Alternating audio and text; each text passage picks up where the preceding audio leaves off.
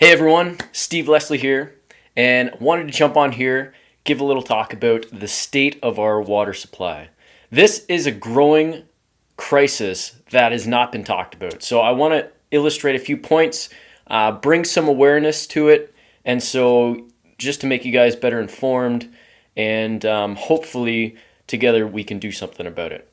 So first I want to talk about the contaminants within our water, and then move on to other issues affecting our water, and then finally how we can help.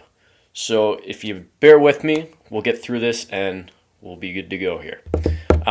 First off, there's a wide variety of contaminants that are in our water, and at least in North America, there's a lot of municipal water treatment facilities that can take a large portion of those dangerous contaminants out of our tap water, but there's still quite a few that remain.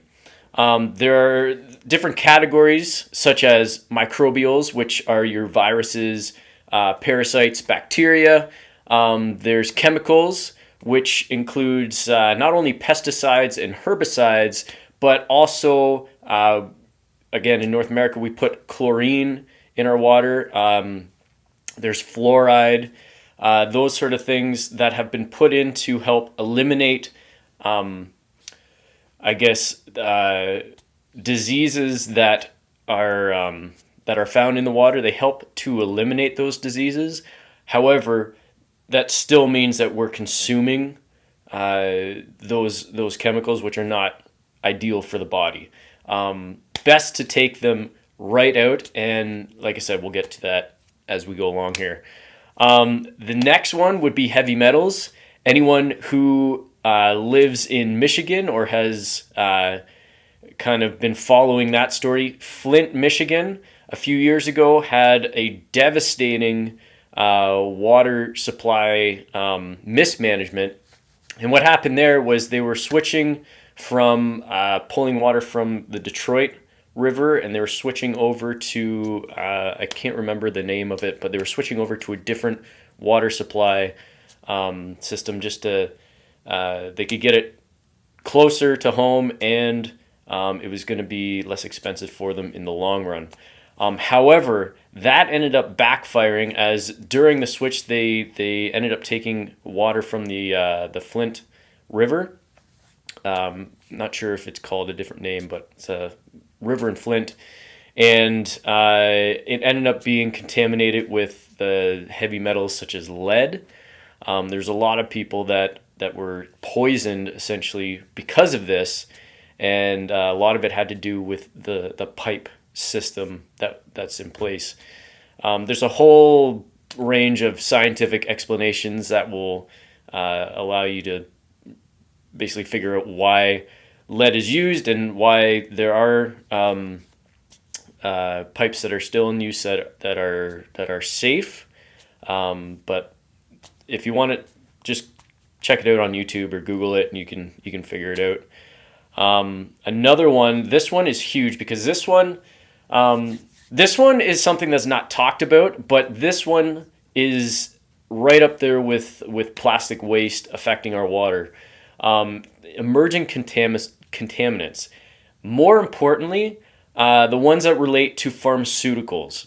So I'll share a little story here. Here in London, Ontario, there is a company that works closely with water treatment facilities, mostly in the United States, but they are probably the best at what they do. And so how they operate is, I believe they use a UV system to help eliminate all these contaminants and whatnot. However, one area that they cannot touch on is pharmaceuticals. Now, if you think about the amount of pharmaceuticals that people consume on a daily basis, especially in North America, it's mind-blowing just how affected our water supply actually is. So if you think about people take Tylenol Advil, like these ibuprofens, naproxen, hormone disruptors. They take these on a daily basis. And what happens is a lot of the times these drugs are not fully absorbed by the body.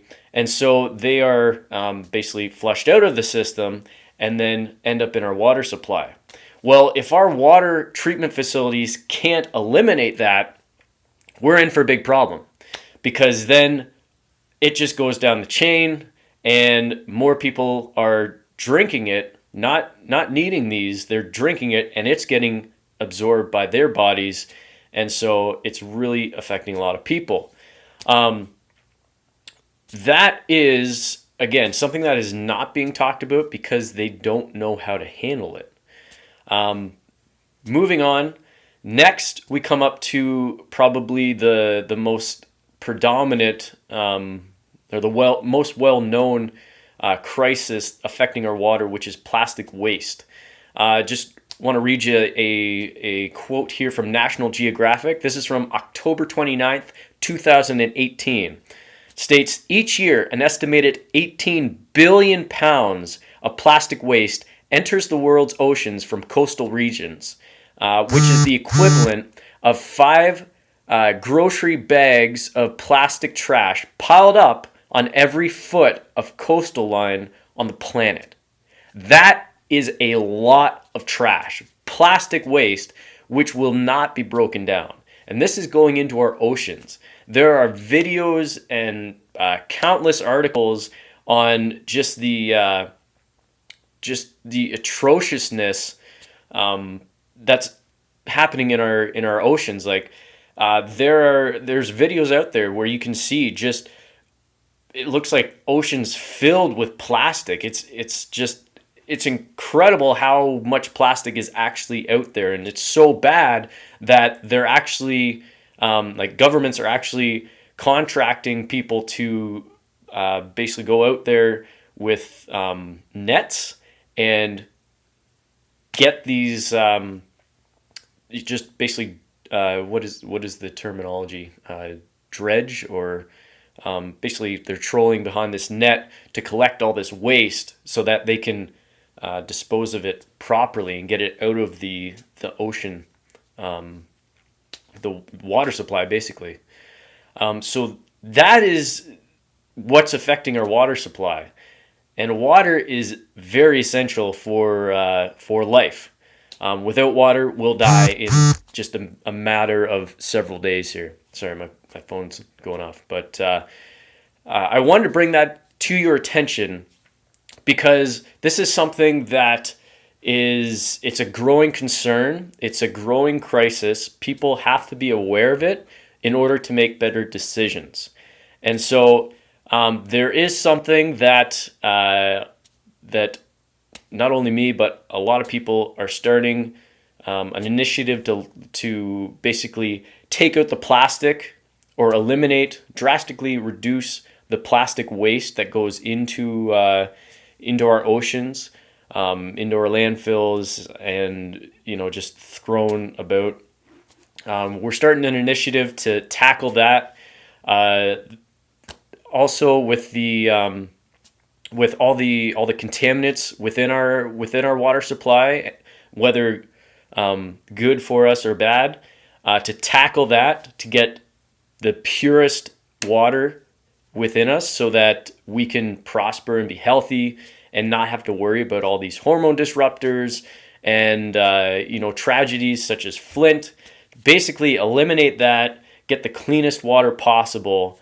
We're starting this initiative to tackle it, and if you want to find out how you can help, or how we can help benefit you, don't be afraid to reach out, because we got to start this prerogative to help like millions of people and help our planet. So thanks for tuning in, and again, if you want to find out more, send me a message, leave a comment, and we'll get in touch. So thanks again.